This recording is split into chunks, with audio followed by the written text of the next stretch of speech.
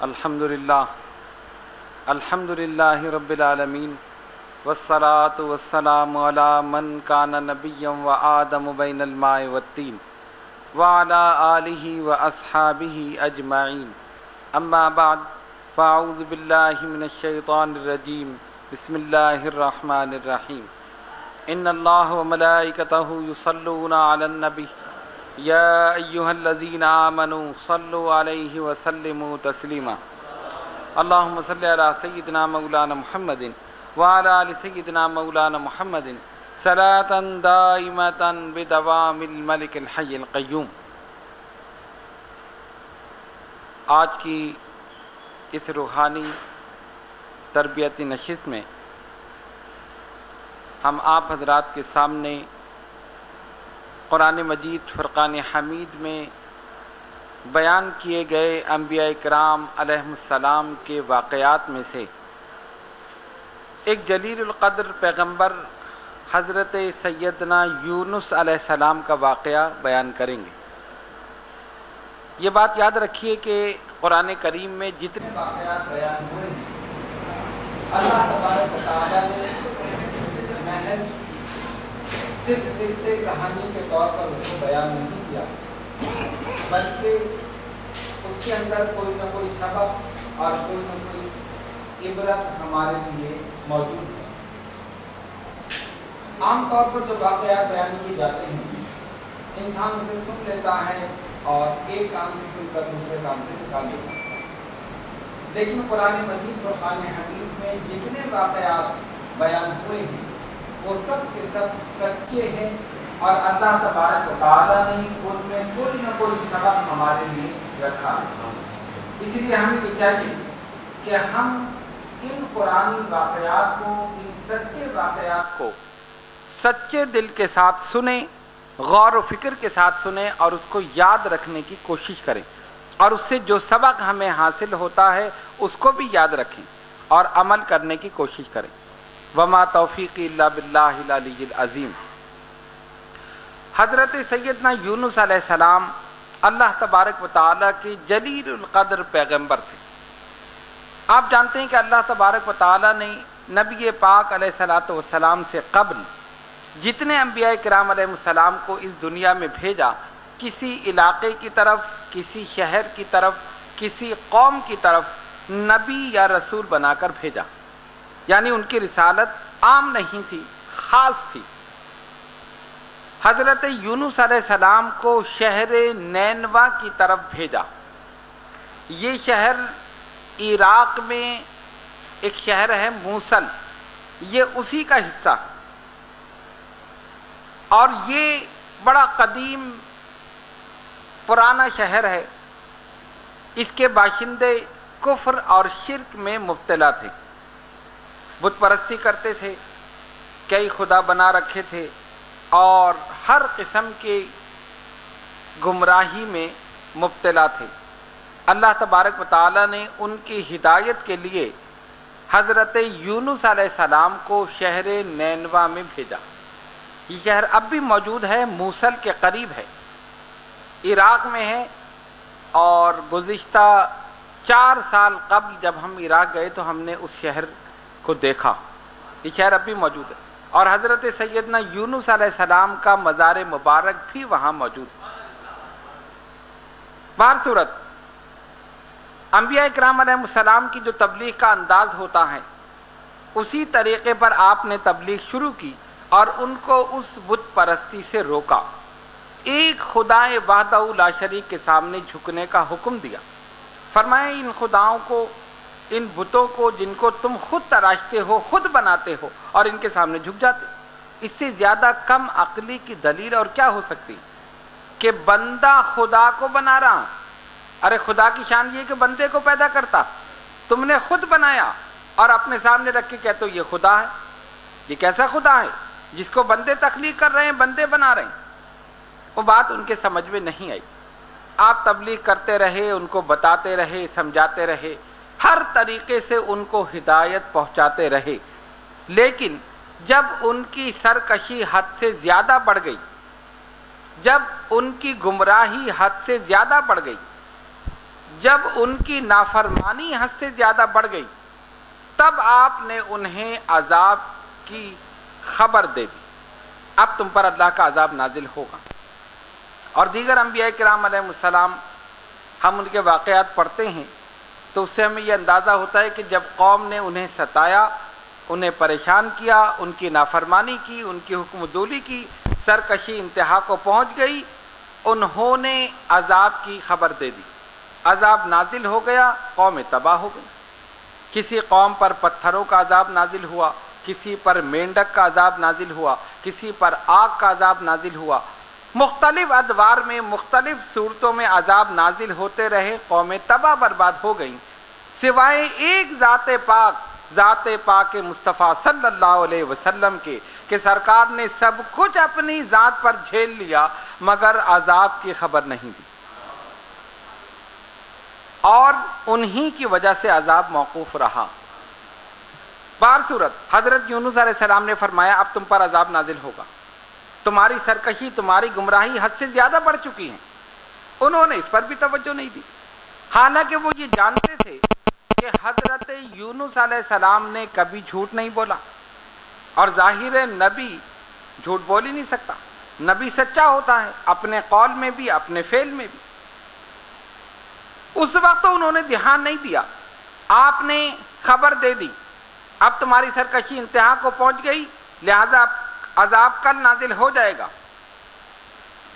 جب آپ وہاں سے بستی سے نکل گئے اور ایک اور مقام پر تشریف لے گئے، اب انہوں نے آپس میں سرگوشی کی اور گفتگو کی، کہا دیکھو یونس علیہ السلام نے آج تک جھوٹ نہیں بولا، اور انہوں نے کہا ہے کہ کل عذاب نازل ہوگا، اب یہ دیکھو کہ وہ بستی میں موجود ہیں یا نہیں، اگر موجود ہیں تو اس کا مطلب ہے کہ عذاب نہیں نازل ہوگا، اور اگر بستی سے چلے گئے ہیں تو پھر تو ظاہر عذاب نازل ہو جائے۔ جب انہوں نے تلاش کیا تو آپ موجود نہیں تھے، اب ان کو فکر ہوئی کہ آپ نے خبر بھی دی تھی کہ کل عذاب نازل ہوگا، اور آپ بستی سے خاموشی کے ساتھ کسی مقام پر چلے بھی گئے، اس کا مطلب ہے کہ خبر سچی ہے۔ آپس میں باتیں کرنے لگے، گفتگو کرنے لگے کہ ہم سے بڑی غلطی ہوئی، ہم نے ان کی بات نہیں مانی اور کل عذاب نازل ہو جائے گا۔ اور ہوا بھی یہی کہ جب دوسرا دن ہوا، آسمان پر سیاہ بادل چھا گئے، دن میں اندھیرے کسی کیفیت ہو گئی، سورج نہیں نکلا، اور وہ بادل بڑھتے بڑھتے پورے شہر کو انہوں نے اپنی لپیٹ میں لے لی۔ کچھ آثار ظاہر ہوئے، جب قوم نے یہ دیکھا اب ڈر گئے، یقین تو تھا کہ نبی نے کہا ہے تو خبر سچی ہے، جھوٹی نہیں ہو سکتی، اور انہوں نے ہمارے سامنے آج تک جھوٹ نہیں بولا، اور دوسری بات یہ بھی کنفرم ہو گئی کہ بستی میں موجود نہیں، اگر موجود ہوتے تو نبی کے ہوتے ہوئے عذاب کا ہونا ناممکن ہے، ہو ہی نہیں سکتا کہ اللہ کا نبی موجود ہو اور اللہ تبارک و تعالیٰ اس بستی پر عذاب نازل کر دے۔ جب یہ سارے شواہد انہوں نے دیکھ لیے، اب وہ ڈر گئے سب کے سب، اب تو ہمارا کام ہو گیا، آسمان پر بھی یہ سیاہ بادل چھا گئے ہیں، آثار ظاہر ہو گئے ہیں، حضرت یونس علیہ السلام بھی چلے گئے، اب کیا کریں؟ انہوں نے کیا کیا؟ اپنے بوڑھوں کو، بچوں کو، عورتوں کو اور مویشیوں کو، جانوروں کو، سب کو لے کر ایک کھلے میدان میں جنگل میں چلے گئے، اور وہاں جا کر رو رو کر اللہ تبارک و تعالیٰ سے معافی مانگنے لگے، مولا ہمیں معاف کر دے، ہم نے تیرے نبی حضرت یونس علیہ السلام کو بڑا ستایا، ہم نے ان کا حکم نہیں مانا، ہم نے ان کی نافرمانی کی، ہم نے تیری نافرمانی کی، ہم نے گناہ کیے، جو جو ان کو کہنا تھا رو رہے اور کہہ رہے۔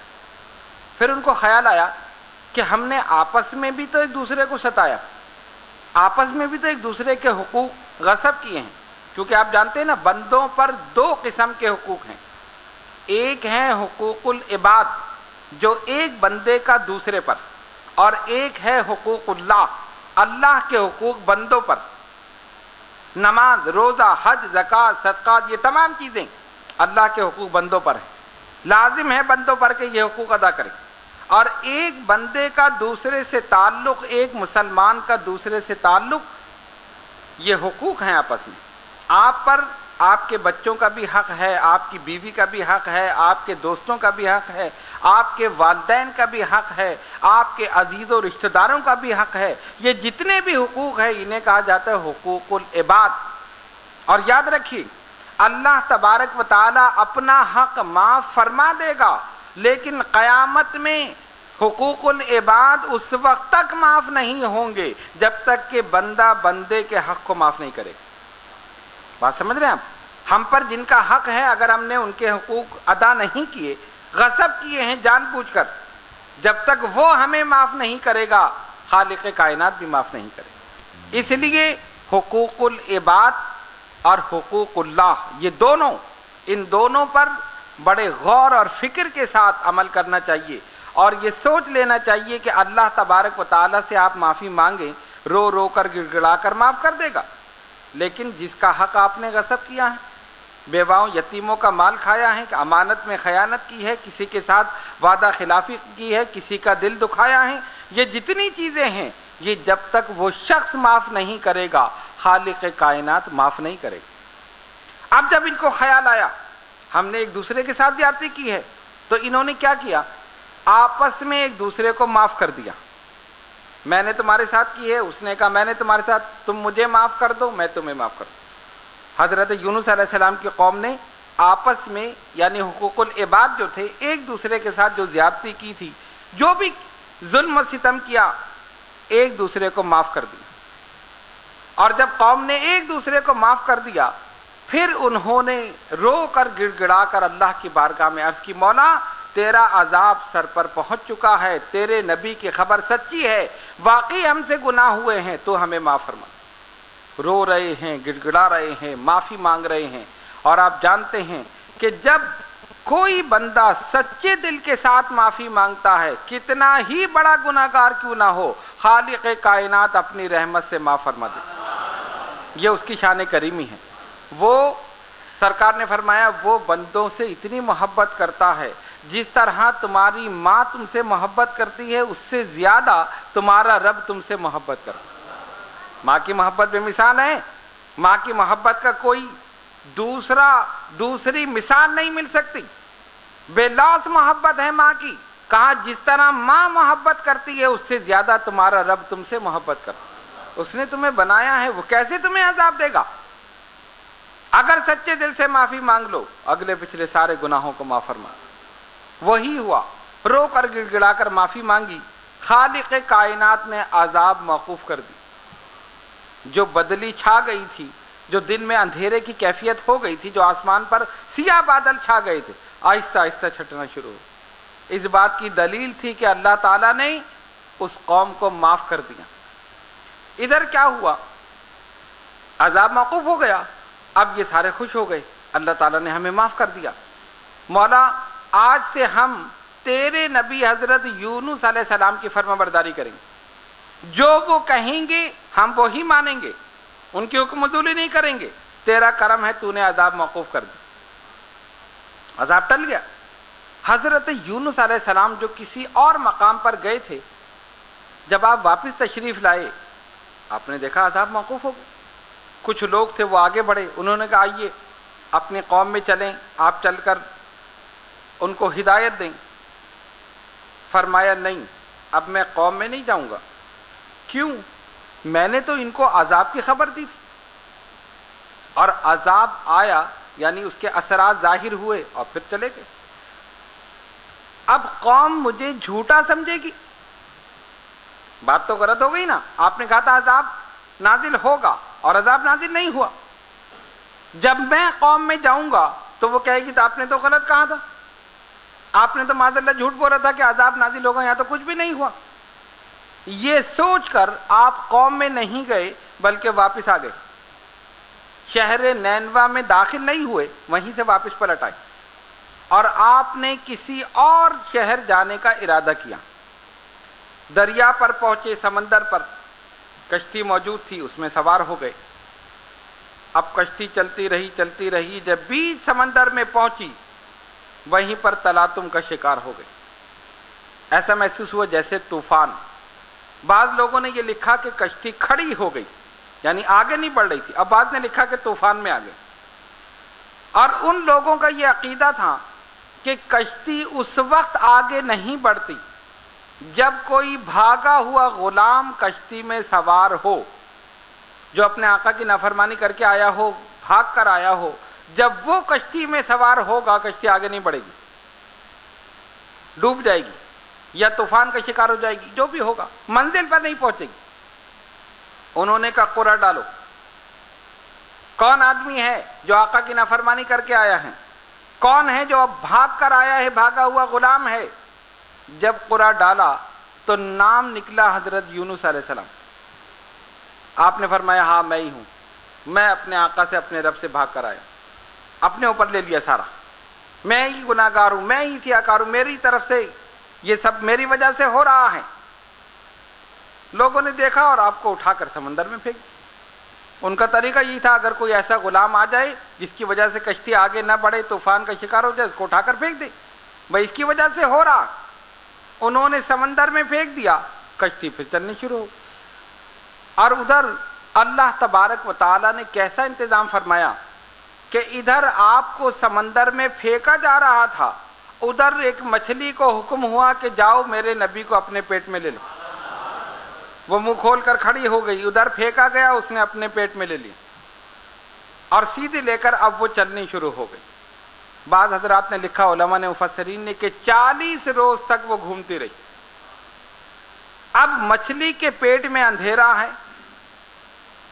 تنہائی ہے، تاریکی ہے، کوئی روشنی تو نہیں نا، ظاہر ہے اس کے پیٹ کے اندر کوئی ایسا بلب روشن نہیں ہے، کوئی ایسی جگہ نہیں جس سے روشنی آئے۔ حضرت یونس علیہ السلام بحفاظت اس کے پیٹ میں، اور مچھلی گھوم رہی، چکر لگا رہی۔ بعض نے لکھا کہ 40 روز تک گھومتی رہی۔ وہاں پر حضرت یونس علیہ السلام نے اس کیفیت میں، اس پریشانی میں، اس قید میں، ظاہر ہے آپ ایک اس کے کمرے کے اندر جیسے آدمی قید ہو جاتا ہے، مچھلی کے پیٹ میں قید، کس کو پکارے؟ اسی کو پکارو جو سب کی پکار کو سنتا۔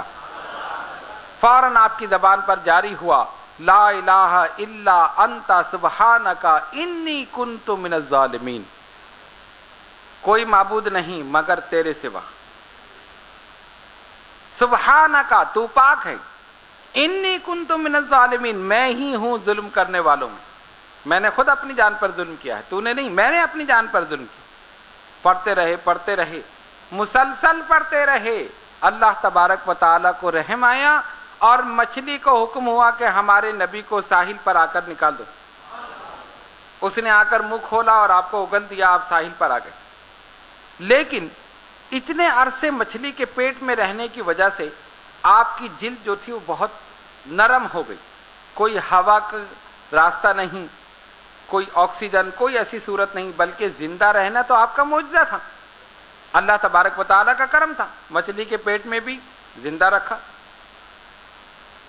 کمزور ہو گئے، نہیں ناتوا ہو گئے، چلنے پھرنے کی طاقت نہ رہی، اللہ تبارک و تعالیٰ نے اسی مقام پر کدو کی بیل کو پیدا کی، اس نے آپ پر سایہ کیا اور اسی سے آپ کو سکون ملا اور آہستہ آہستہ آپ صحت کی طرف چلنا شروع ہو گئے، صحت یاب ہونا شروع ہو گئے، اور جب صحت یاب ہوئے پھر دوبارہ آپ اپنی قوم میں آ گئے اور وہ جو سختی تھی وہ دور ہو گئی، اور مسلسل پڑھتے رہے لا الہ الا انت سبحانک انی کنت من الظالمین۔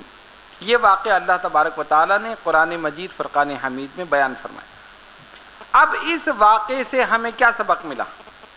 پہلی چیز، جب انسان گناہ کرتا ہے بتقاضۂ بشریت، قصدن یا سہون، جان بوجھ کر یا بھول کر، اس سے کوئی بھی گناہ ہو جائے، خطا ہو جائے، اگر وہ سچے دل سے معافی مانگے تو عذاب قریب بھی آ رہا ہو تو اللہ تعالیٰ اسے دور کر دیتا۔ فرمایا نبی پاک علیہ الصلوۃ والسلام نے، التائب من الذنب کمن لا ذنب لہ، توبہ کرنے والا ایسا ہے جیسے اس نے کوئی گناہ کیا ہی نہیں، سارے گناہوں سے پاک صاف ہو گئے۔ ایک بات تو یہ ثابت ہوئی، جس طرح کہ قوم نے سچے دل کے ساتھ ایک دوسرے کو معاف کیا اور سچے دل کے ساتھ اللہ تبارک و تعالیٰ کے حضور معافی مانگی، خالق کائنات نے معاف فرما دی۔ دوسری چیز، اللہ تبارک و تعالی ہر جگہ سنتا ہے۔ قوم نے کہاں معافی مانگی؟ زمین کے اوپر۔ قوم نے پکارا نا اللہ تعالیٰ کو زمین کے اوپر، زمین کے اندر نہیں تھے، زمین کے اوپر تھے۔ ساری کی ساری قوم جمع ہو گئی، اپنے مویشیوں کو بھی لے لیا، معصوم بچوں کو بھی لے لیا، عورتوں کو بھی، بوڑھوں کو، سب کو لے لیا، اور سب رو رہے ہیں، گڑ گڑا رہے، مولا ہمیں معاف کر دے، مولا ہمیں معاف کر دے۔ اللہ تبارک و تعالیٰ کی شان ہے نا۔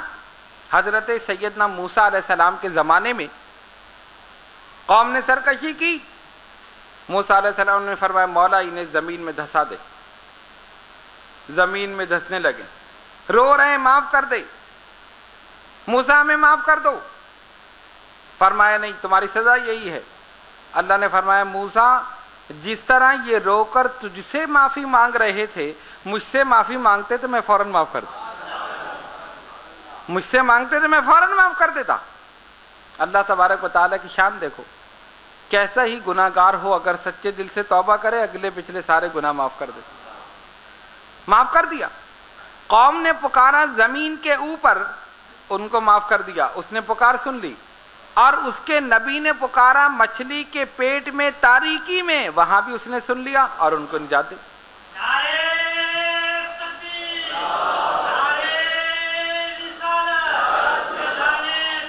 پتہ یہ چلا کہ انسان کسی بھی مقام پر، روشنی میں، تاریکی میں، زمین پر، زمین کے اندر، پانی کی تہہ میں، مچھلی کے پیٹ میں، کہیں بھی، کسی وقت بھی، کسی لمحے بھی خالق کائنات کو سچے دل سے پکارے، وہ اسی وقت سنتا ہے اور معاف بھی فرما دیتا۔ یہ اللہ تبارک و تعالیٰ کی شان ہے، یہ اس کی شان کریمی ہے، اور صدقہ ہے جناب محمد الرسول اللہ صلی اللہ علیہ وسلم۔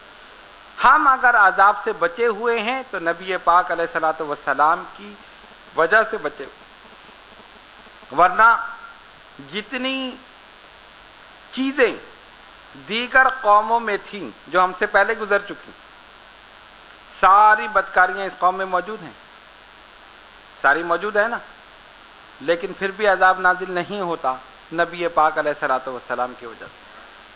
اور دوسری بات، وہ جو بھی گناہ کرتے تھے پیشانی پر لکھا ہوا آ جاتا اس نے یہ کیا۔ پہلی قومیں اگر کسی نے رات کو چوری کی ہے تو پیشانی پہ لکھا ہے چور، اگر کسی نے شراب پی ہے تو لکھا ہے شرابی، اگر کسی نے زنا کیا تو لکھا ہے زانی، جو بھی کام رات کو کرے پیشانی پر لکھا ہو۔ کتنی شرم کی بات ہے کہ جب صبح اٹھے لوگ پیشانی دیکھ کر پہچان رہے ہیں، ارے یہ تو چور جا رہا ہے، یہ تو شرابی جا رہا ہے، یہ تو فلاں جا رہا ہے نا، پریشانی کی بات اور شرمندگی کی بات۔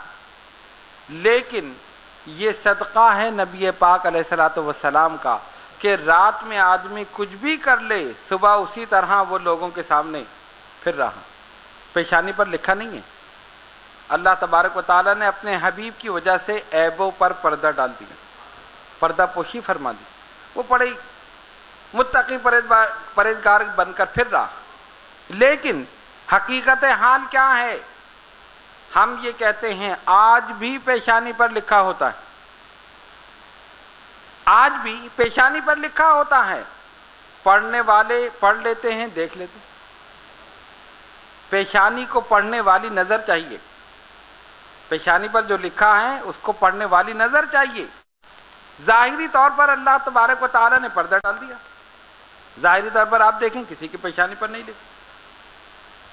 متقی پرہیزگار بن کر لوگوں میں رات میں کچھ بھی کیا، کچھ پتہ نہیں، صبح اٹھ کر آرام سے لوگوں میں پھر رہا۔ لیکن اللہ کے نیک اور برگزیدہ بندے آج بھی پیشانی دیکھ کر بتا دیتے ہیں یہ کیسا آدمی۔ بلکہ آدمی تو بڑی بات ہے، بچوں کی پیشانی دیکھ کر بتا دی بڑے ہو کر کیا بنے گا۔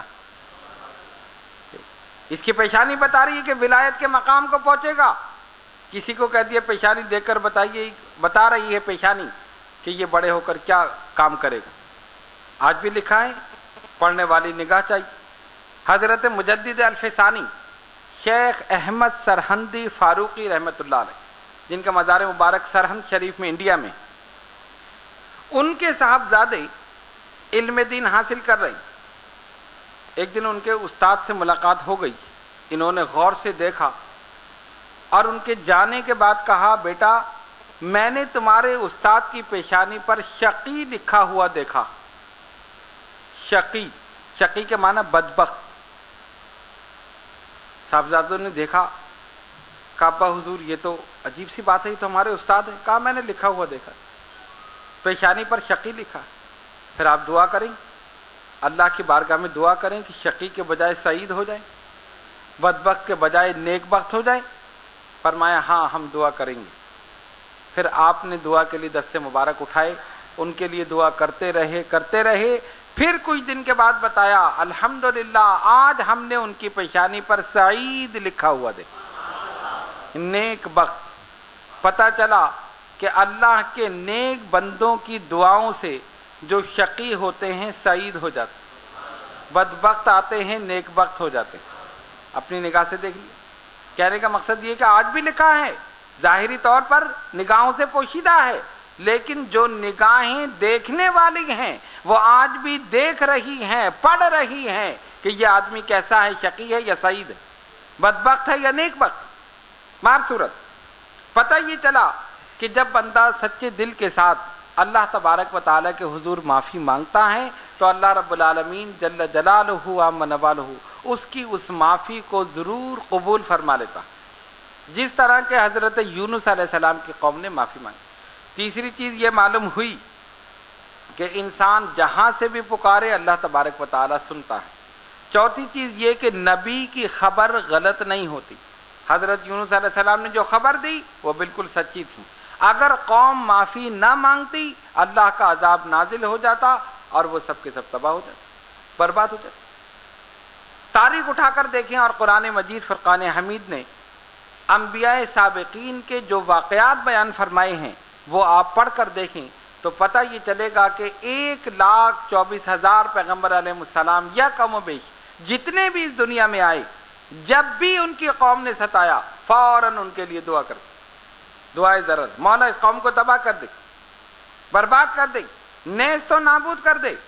لیکن قربان ہو جاؤ نبی پاک علیہ الصلوۃ والسلام کے کہ قوم ستا رہی ہے، سنگ باری کر رہی ہے، جس میں مبارک لہو لہان ہو رہا ہے. طائف کے میدان میں وہ بدبخت لڑکے، اوباش بدماش قسم کے لڑکے آ کر سرکار کو چلاتے ہیں، پتھر برساتے ہیں، یہاں تک کہ خون بہ کر آپ کی نالین پاک میں بھر گیا اور آپ کے قدم مبارک اس میں چپک گئے، خون کی وجہ سے سوکھ گیا. اور پھر چلتے ہیں، پھر پتھراؤ کرتے ہیں، پھر حضور بیٹھتے ہیں، پھر آ کر زبردستی چلاتے ہیں.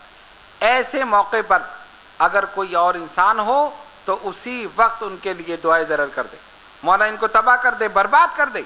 اللہ فرماتا ہے جبریل جاؤ میرے محبوب کی پیشانی پر بل آنے سے پہلے عذاب نازل کر دو، عذاب نازل کر دو. حضرت جبریل علیہ السلام عذاب لے کر پہنچ گئے. ادھر زمین پر رحمت للعالمین صلی اللہ علیہ وسلم پر سنگباری ہو رہی ہے، ادھر جبریل امی عذاب لے کر نازل ہیں. سرکار نے نگاہ نبوت اٹھائی، دیکھا کہ عذاب نازل ہونے والا ہے، فوراً رحمتوں والے ہاتھ اٹھا دیے. اللہم اہدی قومی فانہم لا یعلمون، مولا میری قوم کو ہدایت دے، انہوں نے مجھے پہچانا نہیں، یہ مجھے پہچانتے نہیں ہیں. اگر مجھے پہچانتے تو کبھی ایسا نہ کرتے.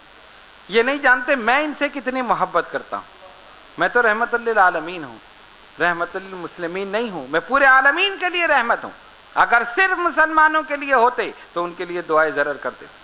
صحابہ عرض کرتے ہیں یا رسول اللہ صلی اللہ علیہ وسلم آپ ان کے لیے دعائے ضرر فرما دیجئے. فرمایا نہیں، میں دیکھ رہا ہوں اگر یہ نہیں ان کی نسلیں اسلام قبول کریں گی اور وہ اسلام کے سپاہی بنیں گے.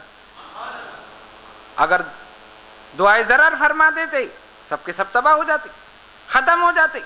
اور عذاب نازل ہونے میں کتنا ٹائم لگتا تھا؟ 1 منٹ میں، 1 سیکنڈ میں. حضرت لوط علیہ السلام کی قوم پر پتھروں کا عذاب نازل ہوا، سخت گرمی ہوئی، گرمی سے سب بے چین ہو گئے، بے قرار ہو گئے. آسمان پر ایک بادل کا ٹکڑا آیا، ایک آدمی اس بادل کے ٹکڑے کے نیچے گیا تو اسے ٹھنڈک محسوس ہوئی. اس نے پوری قوم کو بلایا، ادھر آؤ اس کے نیچے ٹھنڈک ہے. سب کے سب اس کے نیچے جمع ہو گئے. اور جب پوری قوم جمع ہو گئی اسی بادل کے ٹکڑے سے پتھر برسے اور پوری قوم تباہ ہو. خالق کائنات نے دکھا دیا 1 منٹ کیا 1 سیکنڈ میں تباہ کر دے. اگر نبی پاک علیہ الصلوۃ والسلام اپنے دست مبارک نہ اٹھاتے اہل طائف تباہ و برباد ہو جاتے.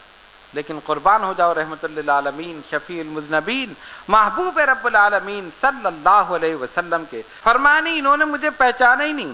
اگر پہچان لیتے تو میرے ساتھ ایسا نہ کرتے. یہ مجھے جانتے نہیں کہ میں ان سے کتنی محبت کرتا ہوں. اور جیسے ہی آپ نے دعا کے لیے دست مبارک اٹھائے عذاب موقوف ہو گئے.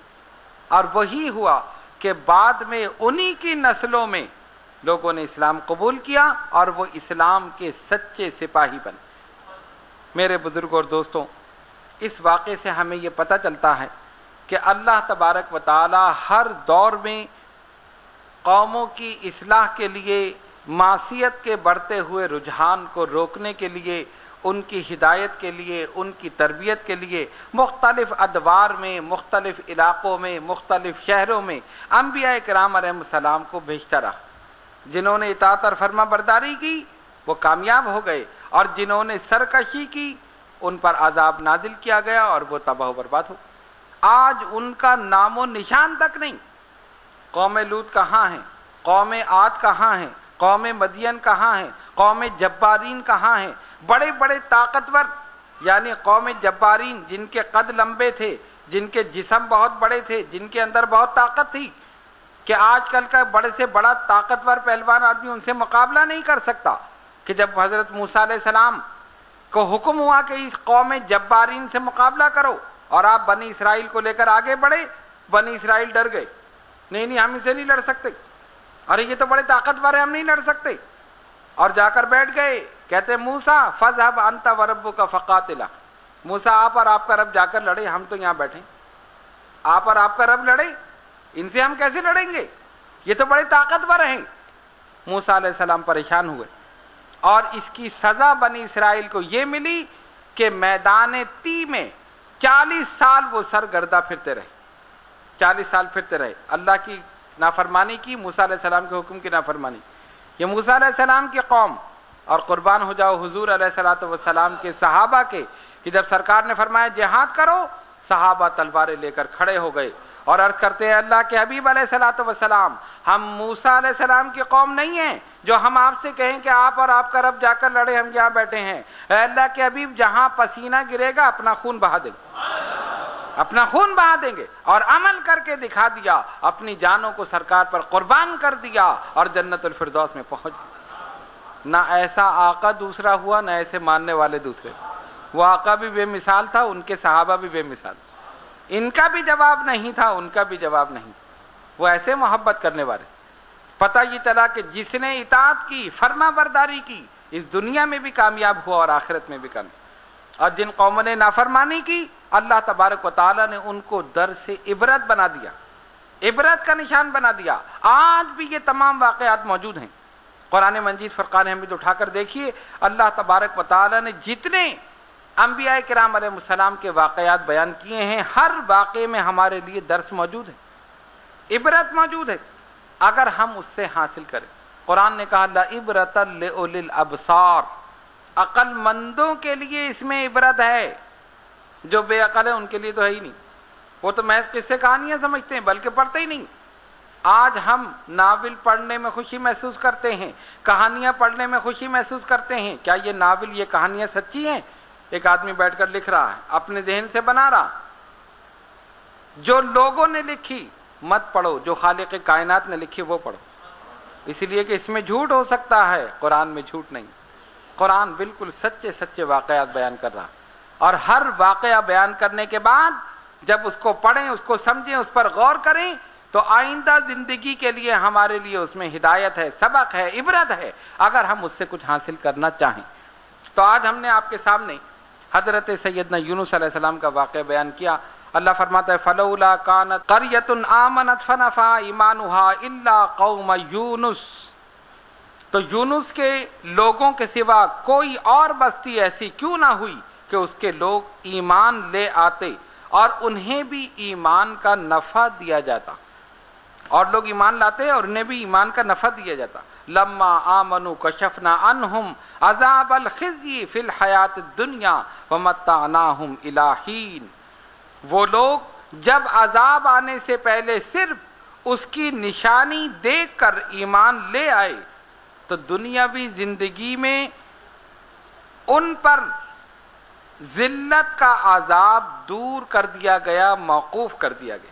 جب ایمان لے آئے تو ذلت کا جو عذاب آ رہا تھا وہ ہم نے موقوف کر دیا، اور ایک وقت تک ہم نے انہیں نفع پہنچایا۔ اللہ تبارک و تعالیٰ نے یہ ساری چیزیں اس لیے بیان کی کہ ہم اس کو دیکھیں، سمجھیں کہ اللہ رب العالمین جو چاہے وہ کر سکتا ہے، وہ اپنے ہر چاہے پر قادر۔ اگر وہ چاہے تو نام و نشان مٹا دے، اور وہ چاہے تو قیامت تک نام و نشان باقی رکھے۔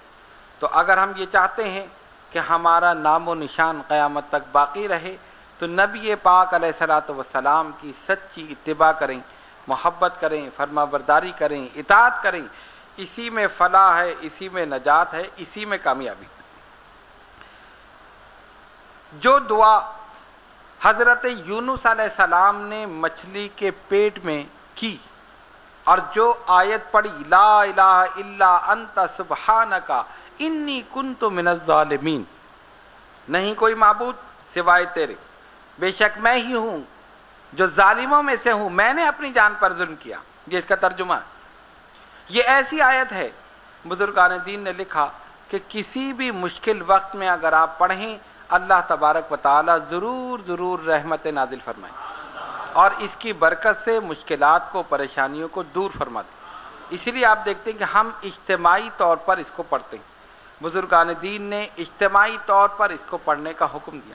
تمام حضرات ایک جگہ بیٹھ جائیں اور اس کا ورد کریں، 1.25 لاکھ مرتبہ۔ کسی بھی مقصد کے لیے آپ پڑھیں گے، خالق کائنات جس طرح اپنے نبی پر اس نے رحم فرمایا اسی طرح آپ پر بھی رحم فرما دے۔ تو اس آیت کو آپ پڑھ سکتے ہیں۔ اگر ہر نماز کے بعد ایک تسبیح پڑھ لیں تو اللہ تبارک و تعالی ضرور تمام پریشانیوں سے نجات عطا فرما دے۔ لیکن اس میں شرط یہ ہے کہ پابندی ہو، اور اس کے ساتھ اول اور آخر میں درود پاک 11 مرتبہ ضرور پڑھا جائے۔ ہر نماز کے بعد ایک تسبیح آپ پڑھ لیں گے، پورے دن میں کتنی ہو جائیں گی؟ 500 5 تسبیحیں یعنی 500 مرتبہ ہو جائے گا۔ تو اگر کوئی اس کو اپنا وظیفہ بنانا چاہے تو اس طرح پڑھ سکتا ہے، لیکن درود شریف اس کے ساتھ ضرور پڑھنا ضروری ہے۔ جبکہ 1.25 لاکھ جو تعداد ہے وہ علیحدہ سے پڑھنا جو ہے اس کے لیے منع کیا گیا، کیونکہ یہ جلالی ہے۔ اگر ایک آدمی 1.25 لاکھ پڑھے گا تو اس کے لیے مناسب نہیں ہے۔ اجتماعی طور پر کسی مقصد کے لیے تمام حضرات ایک جگہ بیٹھ کر 10 آدمی، 15 آدمی، 20 آدمی مل کر کسی مقصد کے لیے پڑھ لیں، اللہ تبارک و تعالیٰ سے دعا کریں، انشاءاللہ اس کی برکت سے ساری پریشانی دور ہو جائے گی۔ اس کو آیت کریمہ کہا جاتا ہے، اور آپ جانتے ہیں کہ درگاہ شریف میں ہر نوچند جمعرات کو اس کا ختم ہوتا ہے۔ اور ہمارے والد گرامی اشرف المشائخ حضرت ابو محمد شاہ سید احمد اشرف شفیع الجیلانی نور اللہ مرقدہ نے اس کو جاری کیا۔ جب تک یہ جاری رہے گا ان کی روح مبارک کو ثواب پہنچتا رہے، صدقہ جاریہ ہے۔ اور ایک بات انہوں نے یہ فرمائی کہ 1.25 لاکھ ایک آدمی نہیں پڑھ سکتا، 1.25 لاکھ مرتبہ ایک آدمی نہیں پڑھ سکتا، اس کے لیے ٹائم چاہیے، اور آج کل کی جو مشینی زندگی ہے کسی کے پاس ٹائم نہیں۔ اس لیے اگر وہ اس ختم میں شرکت کر لے تو چاہے وہ تھوڑا سا ہی پڑے گا لیکن ثواب 1.25 لاکھ کا ملے۔ یہ اللہ رب العالمین کا کرم ہے، انشاءاللہ جو بھی اس میں حصہ لے گا۔ اسی لیے ہم نے یہ رکھا ہے کہ آپ حضرات اس نوچندی جمعرات میں ضرور شرکت کریں، اگرچہ دوسرا دن ورکنگ ڈے ہے، بہت سے لوگوں کو کام پہ بھی جانا ہے، کسی کو کاروبار پہ، کسی کو جاب پہ، تو ان کو چاہیے کہ اول ٹائم آ کر تھوڑے وقت گزار لیں، تھوڑی دیر تک پڑھ لیں اور اس کے بعد چلے جائیں۔ لیکن تھوڑی دیر پڑھنا ضروری ہے تاکہ آپ کا حصہ اس میں شامل ہو جائے اور آپ کو بھی 1.25 لاکھ کا ثواب پہنچ جائے۔ یا تو آپ ایسا کریں کہ اول رات سے ہو جائیں، آدھی رات کے بعد آ جائیے اور اس کے بعد دعا میں ذکر میں شریک ہو جائیں، اور اگر یہ ممکن نہ ہو تو شروع رات میں آ کر آدھا گھنٹہ 1 گھنٹہ گزار دیں، اس کے بعد آپ چلے جائیں۔ کسی پر کوئی زبردستی نہیں کہ وہ آئے تو پوری رات بیٹھے، اس لیے ہم نے اس کو بالکل آسان کر دیا۔ تو جب آپ پڑھیں گے انشاءاللہ تعالی ساری پریشانیاں دور ہوں گی، اور اللہ تبارک و تعالی اس کی رحمتیں برکتیں ضرور نازل فرمائے۔ آئیے دعا کریں اللہ رب العالمین ہم سب پر اپنی رحمتیں برکتیں نازل فرمائے۔ یا اللہ ہمارے صغیرہ و کبیرہ گناہوں کو معاف فرما، یا اللہ ہماری نمازوں کو قبول فرما، یا اللہ ہمارے سجدوں کو قبول فرما، یا اللہ جو بیمار ہیں انہیں شفائے کامل عطا فرما، جو کسی پریشانی میں مبتلا ہے ان کی پریشانی کو دور کر، جو قرض دار ہیں انہیں بار قرضے سے دوشی فرما، جو بے اولاد ہیں انہیں نیک اولاد عطا فرما، جو صاحب اولاد ہیں ان کی اولاد کو ان کا فرمانبردار بنا۔ اے الہ العالمین، یہ تمام حضرات اور خواتین جو دور دراز مقامات سے اس نشست میں شرکت کرنے کے لیے حاضر ہوئے، مولا ان سب کی حاضری کو قبول فرما، ان سب پر اپنی رحمتیں برکتیں نازل فرما، ان سب کے علم میں، عمل میں، عمر میں برکت عطا فرما، ان کے روزگار میں ترقی عطا فرما، ان کی ظاہری، باطنی، روحانی، جسمانی بیماریوں کو، پریشانیوں کو ہمیشہ ہمیشہ کے لیے دور فرما۔ ان اللہ و ملائکتہ یصلون علی النبی یا ایھا الذین آمنوا صلوا علیہ وسلموا تسلیما۔ اللہم صل علی سیدنا مولانا محمد وعلی آل سیدنا مولانا محمد صلاۃ دائمۃ بدوام الملک الحی القیوم۔ سبحان ربک رب العزۃ عما یصفون وسلام علی المرسلین والحمد للہ رب العالمین۔